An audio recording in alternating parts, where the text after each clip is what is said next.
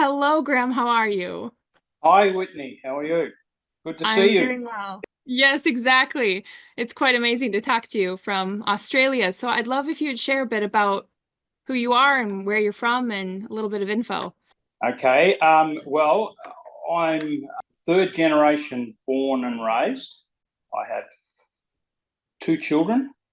And so growing up, to put a little background to it, it was a generation from the Vietnam War where there was starting to be questions asked about lots of things. Hmm. So my brother and I, growing up, especially because we were close, we were challenging the norms, Okay. and we were probably considered not very good. But anyway, that's how it was because Hmm. we were told what we had to do. That was the structure, and we didn't always agree with it. Hmm. Um, so my brother professed very early. And I think he was might have been 11 or 12 or something. And I still remember he stood up in a mission and I tried to pull him down because I didn't know what he was doing, which is a bit funny, really. Hmm. He stopped going to meetings when he was like 22. But interesting, my father said to me one Saturday, I think I was 16. I'm not exactly sure, but I'm going to say 16. My father said to me one Saturday, I was working in the shed. He said, they're going to be testing the meeting tomorrow night. What are you Hmm. going to do? Hmm. Well, to be honest, I hadn't given it a moment's thought. And I joke and I say I had cars, motorbikes, and girlfriends and girls in no particular order. So I was fairly busy anyway. Yeah. But because feeling pressured, I did. Hmm. And it was only later in life I actually felt that was all wrong. But anyway, I've made peace with that. I accept that my father done it with the best of intentions. Hmm. But I didn't really have any great spiritual revelation. I Right. was doing what my parents, I was dipped in this as from birth, and so that's what we done. So we grew up in a time where you went to meetings and you done all these things, but behind the scenes you lived another life Mm. because that was we wanted different things, and we realised we were different and we were strange in Hmm. society. Um, we had to have a short haircut when everyone else had long hair. So I Mm. know that you girls got most of the image thing, but Hmm. growing up that was a bit of a thing. But anyway, yeah. So I married my wife in 1980, and we both went to meetings. We were probably box tickers. Hmm. We had a lot going on in our life in various times, so we never. It was only in later life when our daughter offered for the work. Okay. That really shocked me, especially. My wife took it better than me, but it Mm. shocked me because we had seen very clearly how some of these young girls were treated in the work. Hmm. And I felt that I was, and I said, I was okay with other people's kids going in the work. I wasn't too sure about my own daughter. But Yeah. anyway, we decided to embrace this. Hmm. And to the best of our ability, we'd done that. Um, our daughter was in the work for 13 years, Hmm. and she was in Kazakhstan from 2016. She went to Kazakhstan, which was another shock to me. I remember her saying to me, Dad, I don't want you to be shocked, but I've offered to go to a foreign country. Hmm. And when she said Kazakhstan, because you've got to understand, here in Australia, my only knowledge of Kazakhstan was what was that? That movie with Mm. yeah. So that was our impression, Uh-huh. which wasn't anything to do with it. But and when she told me Kazakhstan, I said, well, the only thing I can say is I'm glad it's not Papua New Guinea Mm. because we had seen very clearly the damage that was done to workers going up there in those very, very tough conditions. Mm. So anyway, she was in Kazakhstan. We went there twice for conventions, helped out, done what we, just tried to be a help. So what happened in that time was in 2020, or actually before that, when COVID hit the world, that was sort of a turning point to me, because I felt that was really God was trying to tell us meetings have gone and conventions have gone, but we never lost anything out of that. We never felt we lost anything out of that. We know it created a lot of chaos in a lot of places, but we ourselves personally felt that we lost nothing out of that. And we actually grew closer because that was all we had. But during that time, our daughter was in Kazakhstan, and I want to say this with no blame to anyone, but the workers over there decided to shift the various workers, I think there was about 6 or 7 of them in the country, out into various places where they could sort of just, you might say, bunker down until this was over. So my daughter went to a little village with a companion that was looking after her. She was a local worker and she was looking after her mother. And that's the culture there, is that when your parents need help, the daughters give up whatever job they're doing or their family and go and look after their parents. So it was decided that she would go with her. So our daughter was, because of the nature of COVID and perhaps the nature of the lack of information there, a lot of the locals thought foreigners carried it. So it wasn't really safe for her to go out during the day, at least without a companion who was a Kazakh local. So she spent most of the time locked in an apartment. So just to give a bit of background on Kazakhstan, it sort of is a democracy, but it's actually pretty much a dictatorship. And it's a police state. So the workers that are there can be checked at any time by the police. You'll get a phone call or a knock on the door at 9 or 10 o'clock at night, and the police are checking to see whether you are where you're meant to be. And if you're not there, you need to have a valid reason why you're not there. So, that's a totally alien situation to what I've grown up in. Probably you'd be the same in America. So there's a level of fear attached to some degree. And the second thing is you cannot be honest about why you're in that country. Right. So, like, for instance, my daughter went in as an English teacher because she was a teacher prior to going in the work. So that, and they did do English lessons, so that felt okay. And, I remember some people are questioning me and saying, do you think it's right that your daughter's in a country under false pretenses? And I have to admit, it did worry me, but you understand that when you're immersed in this, you think, okay, it's okay because they're saying it's okay.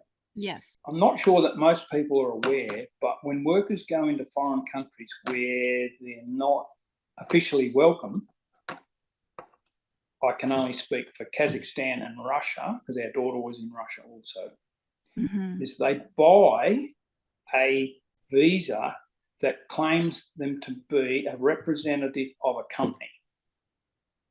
Okay. So they might add, for instance, you could go in as a representative of a plumbing company. You could go in as a representative. Now, these companies may exist or they may just exist in cyberspace. But if the workers were questioned about you claim to be part of XYZ plumbing company, tell us about that company, they have had no answers. It's false pretenses.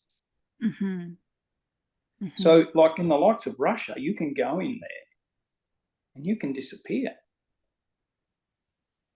And, my daughter has told me of an experience where they had her and the other sister worker had to go to a little outlying police station out from Moscow to try and get some paperwork.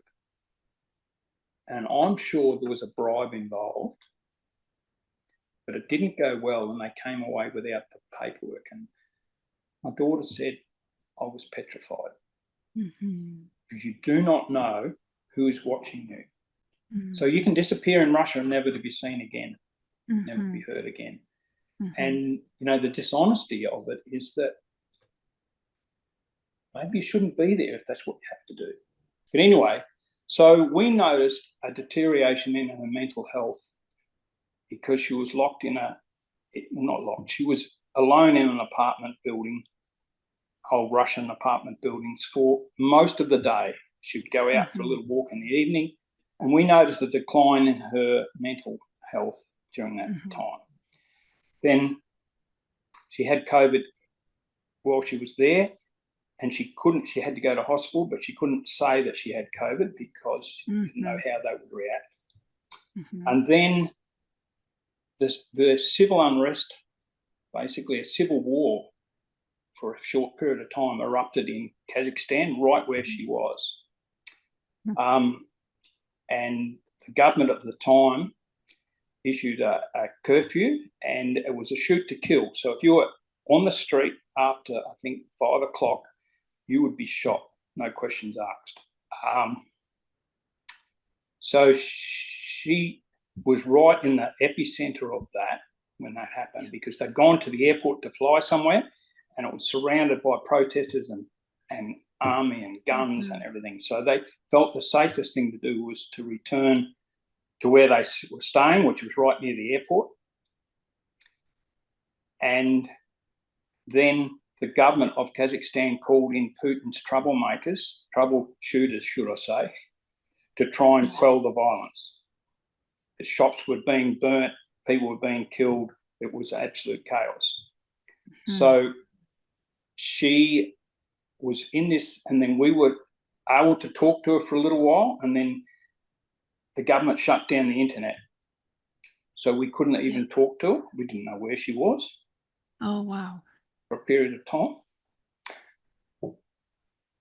Sorry. It still upsets me, this. So anyway, she then had the opportunity to come back to Australia, and she flew to the capital. She got a taxi to the capital to come out, and she only just got out of that city before Putin. They shut it down because Putin was landing there. Wow. And then, of course, the war in Ukraine started, and all in the midst of all this. You couldn't talk about it because the locals basically supported Putin, because you've got to understand that they are basically grown up in a Russian system all their life. So she returned in 2022, a shell of who she was. Wow. And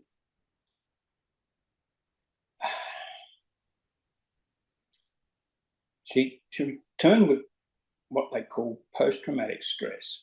And I didn't understand that, but I do now. And you basically, in terms of any turmoil, you basically either shut down or you flee, and you go into survival mode. So she came home. So it was the way it works to get residency in Kazakhstan, you're only allowed out of the country for 6 months. If you're more than 6 months, you lose your residency. So she came home for 5 months, and they asked her, would she return, the overseer asked her, would she return to renew her visa? So she went back for a month. I didn't want her to go back, but I also didn't want to talk her out of it. At that time, we still thought this was good.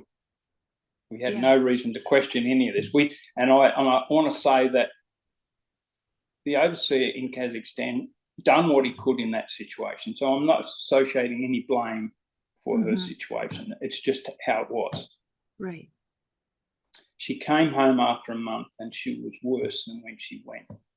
Oh, wow. You basically lose your ability to have any feelings, nothing. It's like you're made of stone.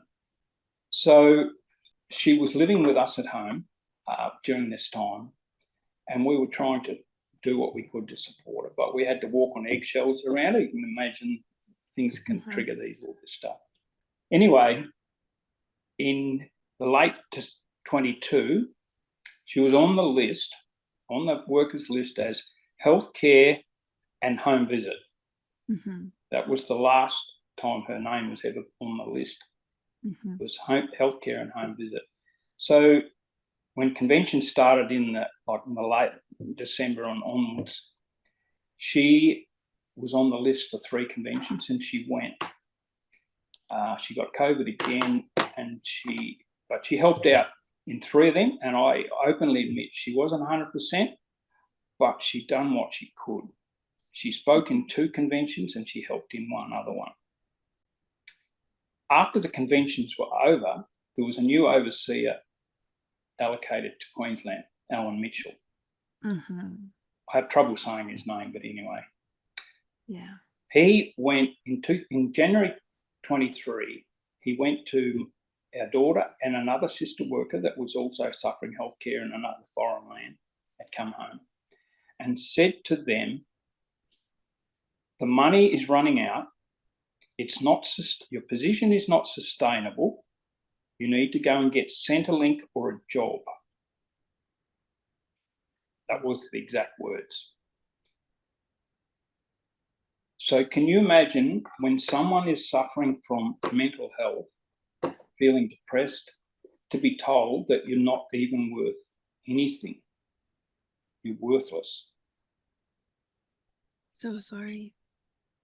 I've come to realise that it's actually the 2000, it's the modern version of the Good Samaritan story. And I'll just twist it up a bit. Because it seems that it was okay to throw people in the gutter. And it wasn't just our daughter. There was 2 other sister workers and later on another worker as well. Were thrown in the gutter and they just walked away from them. So to put that in context, the overseer never checked back in on our daughter for 6 weeks to see how she was. He just walked away. Right. So now we've got workers in the gutter and the workers are walking past. One worker said that God hadn't laid it on his heart to have empathy for them. God hadn't. Since when do you need God to lay? Yeah. Oh my God. Anyway, so our daughter rang me. We were away at the time. She rang us and told us, and she was very upset, of course. And, my background is, if there's a problem, there's an answer, there's a solution.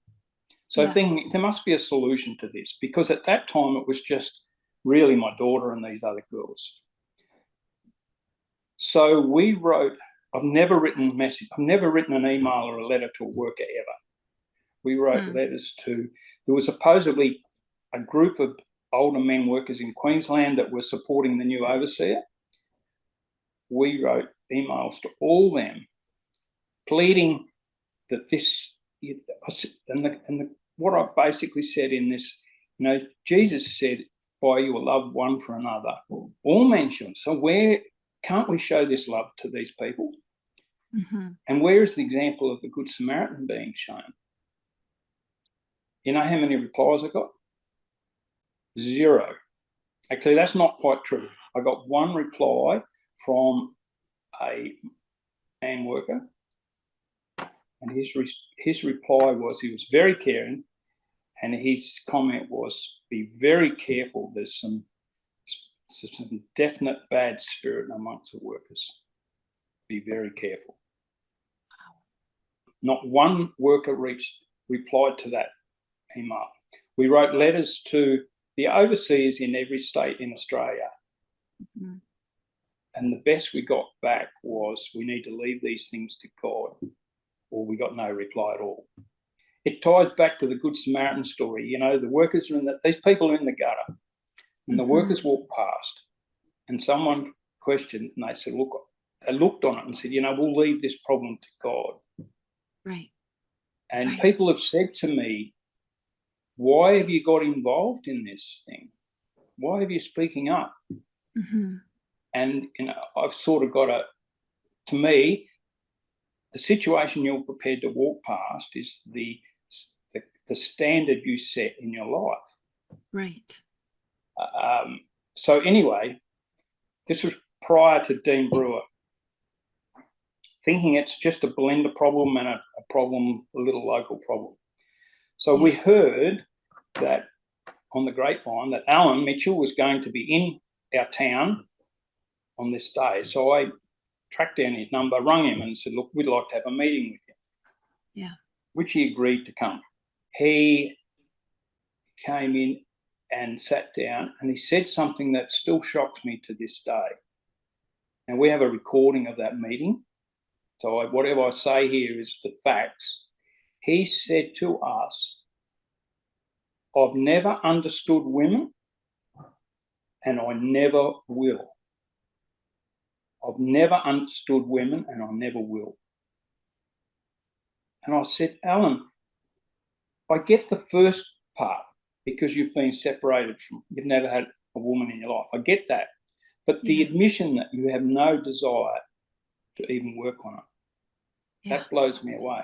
So we had this meeting and it was very frustrating. We questioned them. I said, where's Jesus' teachings being shown in this? Well, they couldn't answer that. And at one point, the other brother worker that was with him, he got angry with him and he said, you can't speak like this to Alan because he's God's anointed. Oh my goodness. Anyway, this meeting went on for a while and it was going round and round in circles. He couldn't pin him down. It's like dealing with a politician, honestly. So finally I said to him, look, why don't you write a letter of apology to the girls? And he said, I tried that once and it didn't work. I go, well, you don't give up at the first try. And I said, if they don't accept your apology, then it's on them, isn't it? So it was left that he would write this letter of apology to not only our daughter, but the others. Mm-hmm. When he left, I felt hopeful that there might be some resolution because it was only just a problem locally. Yeah. Sure. A week went by and our daughter got a letter to say the weather was good in Brisbane and this worker was going here and this worker was going there and just a general chit-chat thing, not one letter, one mention of any apology. So our daughter wrote back and said, thanks for your letter. I believe you're going to write a letter of apology and I look forward to seeing it. Mm-hmm. So about a week went by, I think, and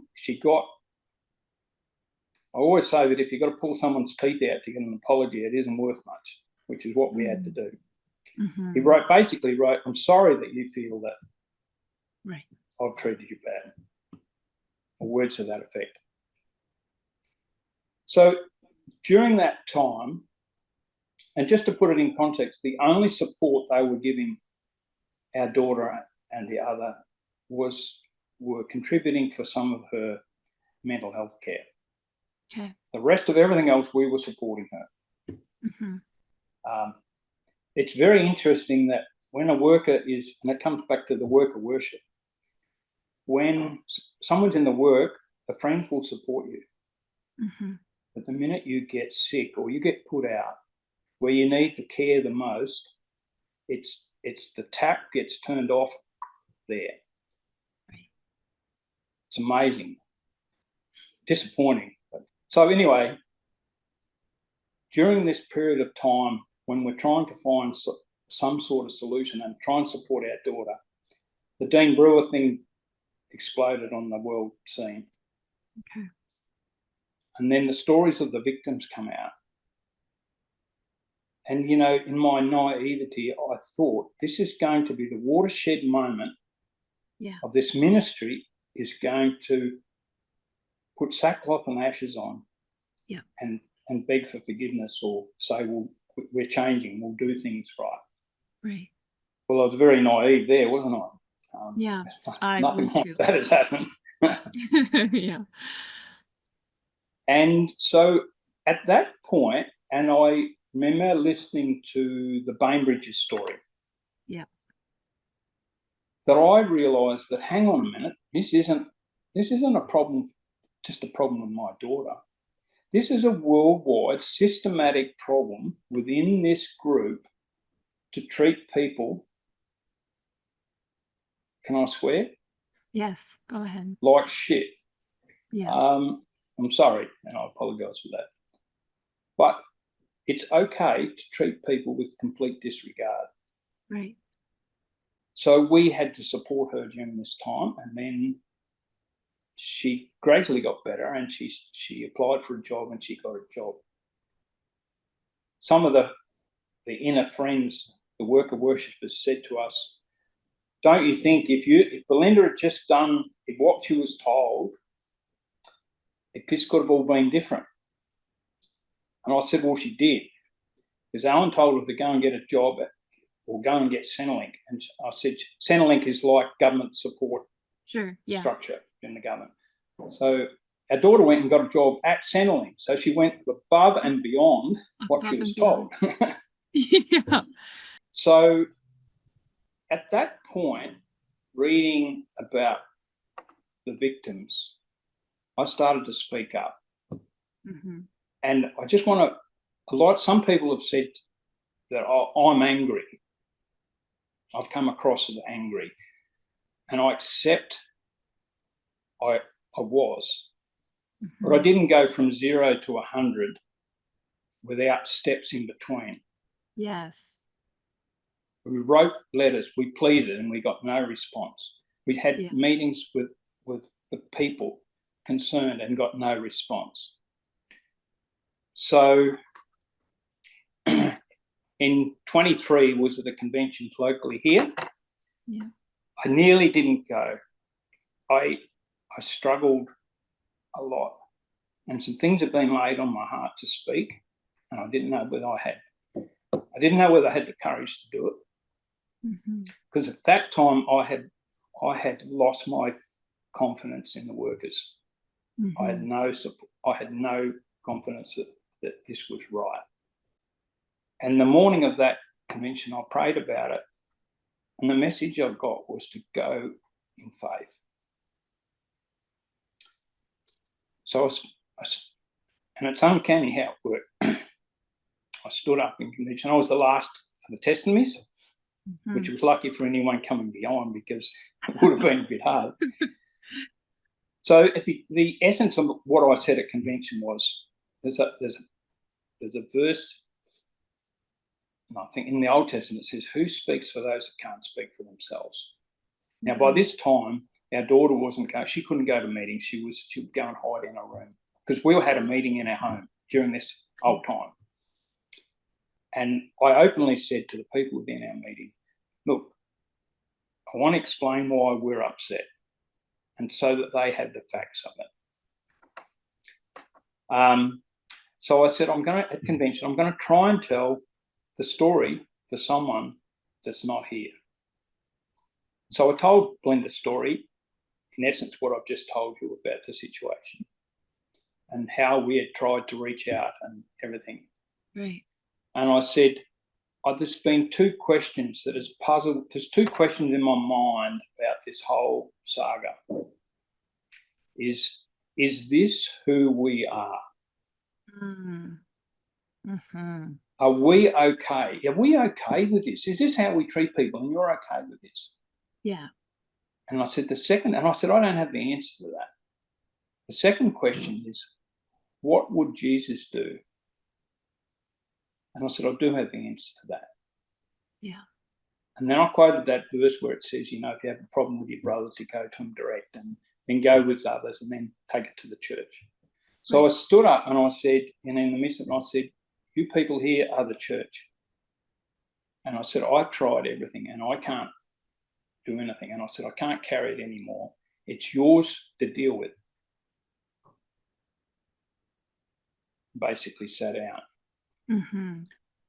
Two people got up out of the seats and come and sat with me, because I was pretty upset, because I knew that I would have leprosy from that moment on. And I did. I was invisible to most people. Mm-hmm. We purposely never took, we took our own lunch so that there was no one could accuse us of, you know, whatever. But interestingly enough, one old sister worker rushed up to me outside and said, "Thank you for saying that. It needs to be said." And then hurried away before anyone's seen what, so she was there. So after testimonies, a worker got up and spoke about our behaviour in the church. That was his message. I think it was pretty much directed at me. But anyway, so we were away visiting our other daughter, and February it was, of 24, and they had sent 2 men workers to this area, and one of them was the man that said, the older of the two was that had said, "God hasn't laid it on my heart to have empathy for this situation." I admit I was speaking up about the fact that the workers weren't acting and being how it's recorded in the Bible. Mm-hmm. And I'm quite open about that because we were seeing that in real time. So the workers asked to have this meeting with us, of which we agreed to when we got back. And I said, they're not coming to our home because I can't support them in any shape or form. So we met in a park. It was the most traumatic experience I think I've ever had. 2 brother workers, and also, sorry, getting back to what I spoke at convention, I also spoke about the children that had been abused. Mm-hmm. That didn't go down well either. Mm-hmm. So here we have one worker that doesn't have empathy, and the other one has some very serious questions about his behaviour. Mm-hmm. So we had this meeting, and the older of the 2, he said to us, "You know what?" Because he said, "What's the problem?" Mm-hmm. And Carol, my wife, said, "Well, you were at convention, you heard Graham's testimony." He said, "Yeah, all I got out of that was all about Graham." Anyway, I spoke about our daughter. He then said to us, "You know what's wrong with your daughter?" My reply was, "Do tell Dr. Kyle," because his first name was Kyle. Mm-hmm. He said, "She just sat around and done nothing." At that point, I got up and walked. I said, "I'm not going to sit here and hear you criticise my daughter." But I felt like I had to go home and scrub myself with sandpaper after that. But anyway, on the 24th of February, I got a phone call on Saturday late afternoon to say, "Hi, it's Kyle. Just letting you know there's no longer a meeting at your home, and you and your wife are free to do whatever you like with your life."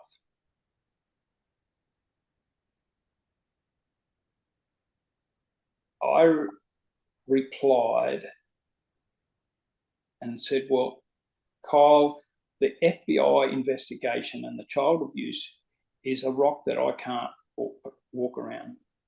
Mm-hmm. And his reply to me was, "Oh, that's an old investigation." I said, "Kyle, you can't even lie straight in bed.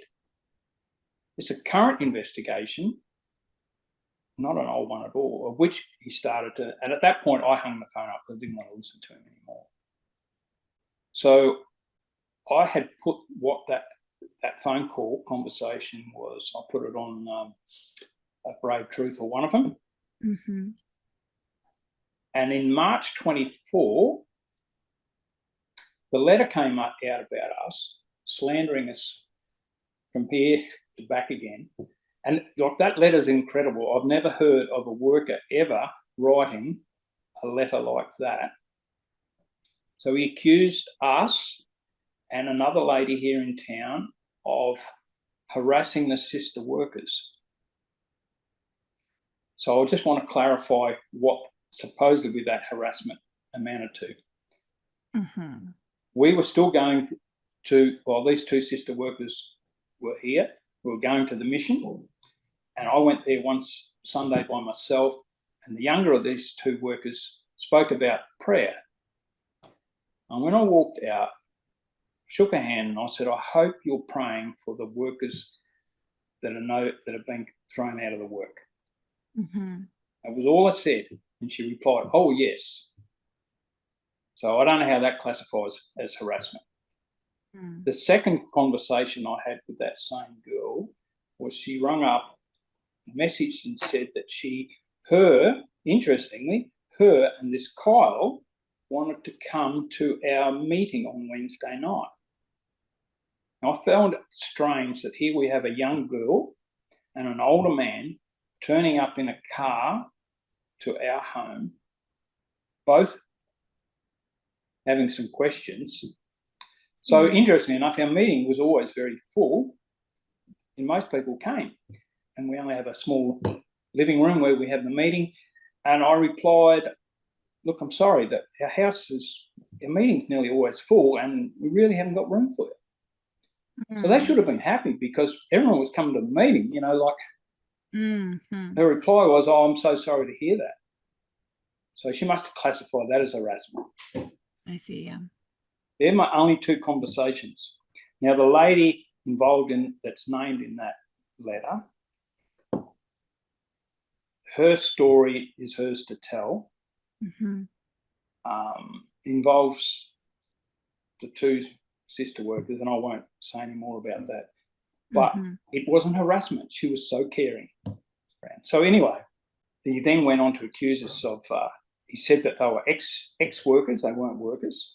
Although workers are on the list, so I think that would have classified as workers. And then he said that we'd got in our car and driven to New South Wales to talk someone out of going to the meeting, which wasn't the case at all. Those people had actually reached out to us prior to this, and when they heard that we were driving to New South Wales to see our daughter, said, please come and see us. They'd already left meetings at that time. But anyway, never let the truth get in the way of a good story. Right. Sadly, out of all that, even our closest friends, apart from two, never asked us what happened. It was taken as gospel because it came from the workers. Who could doubt it? Yeah.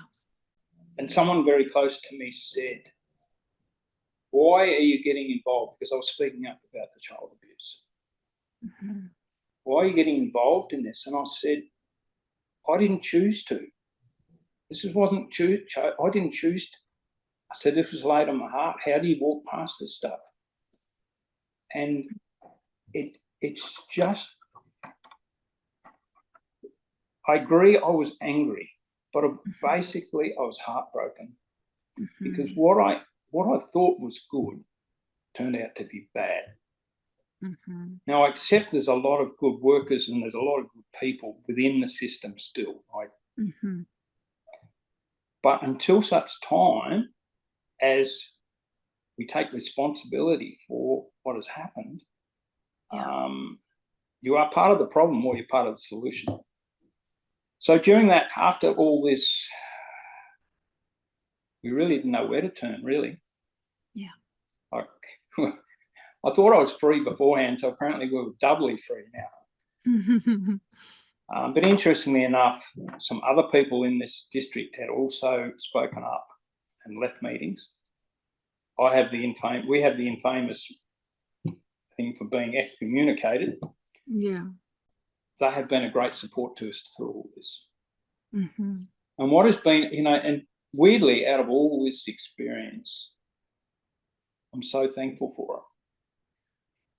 Because God has shown me that we can only serve him. The minute you serve a system in any form, if you idolize any system that claims to be representing God, then it's a slippery slope to nowhere. Yeah.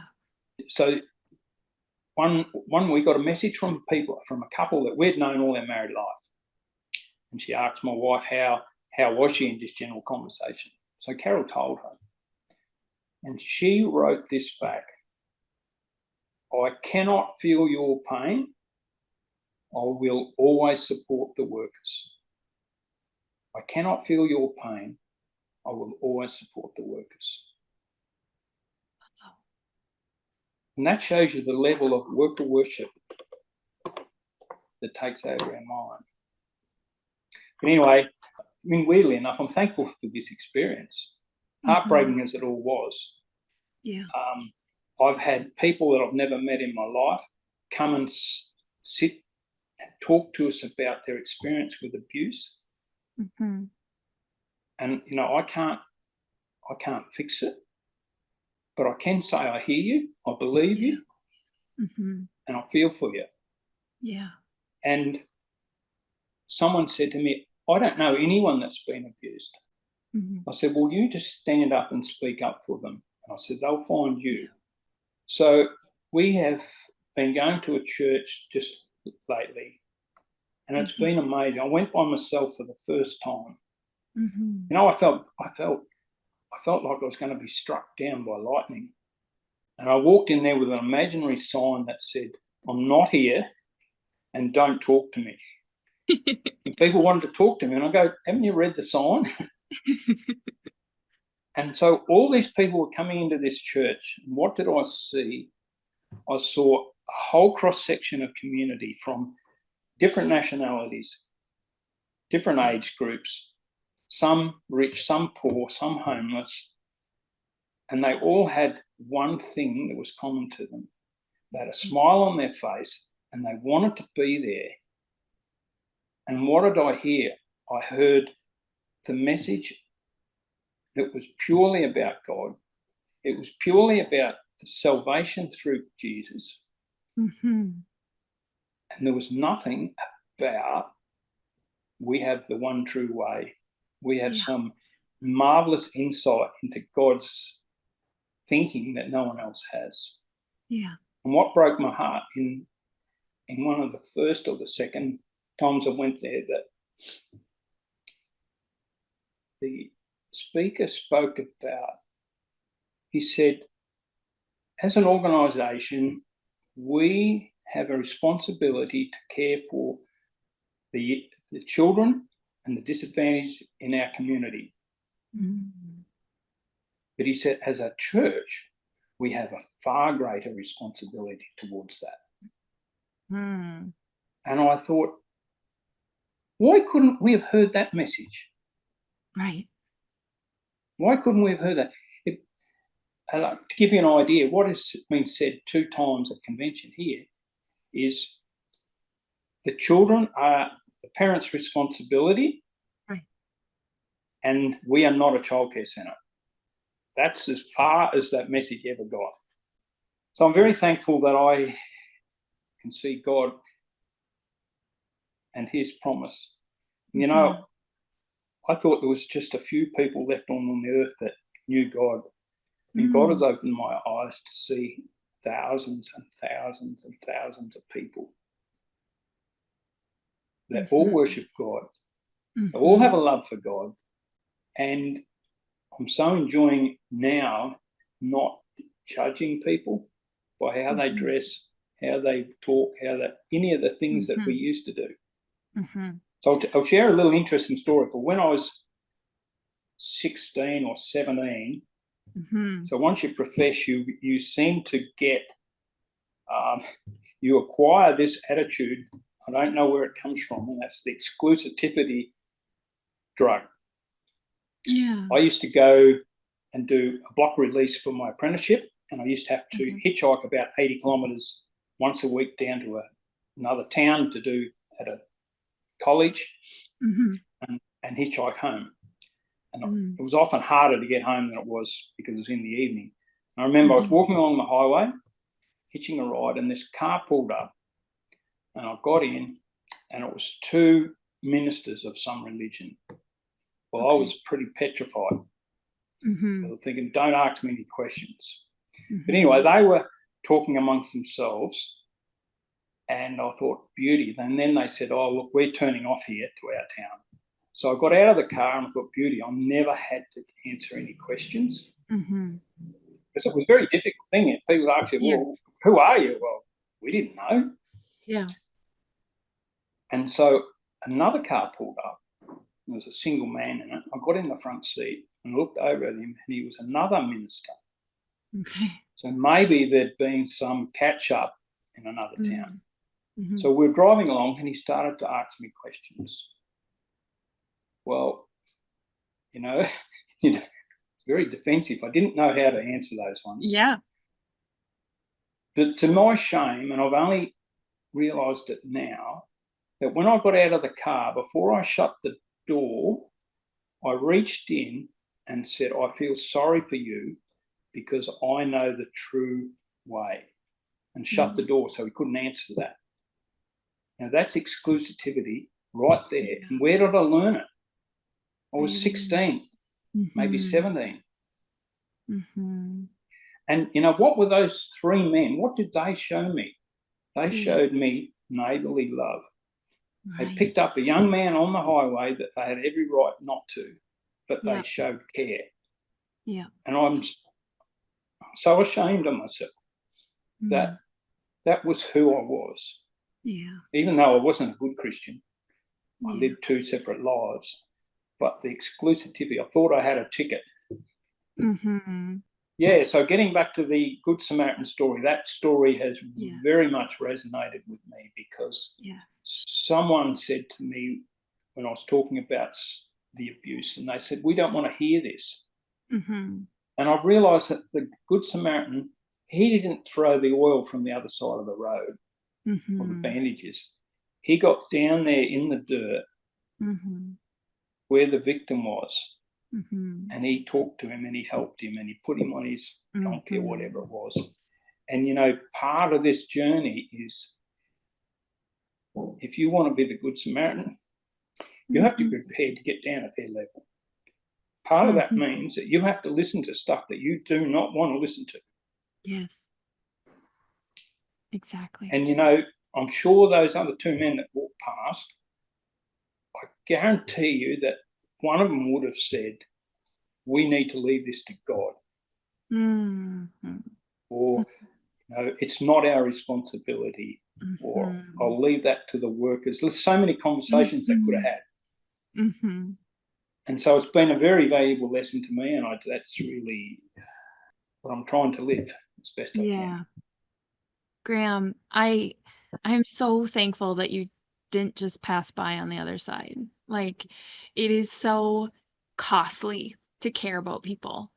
And I can tell it cost you so much, and I'm so sorry it did.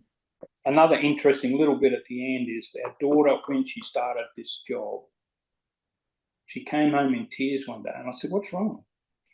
She said, this organisation cares for me so much. Oh. They treat me with respect. They care for my situation.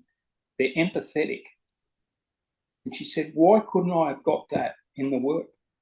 Yes, exactly. Why do you have to go out into the world to get care? Love. Yeah.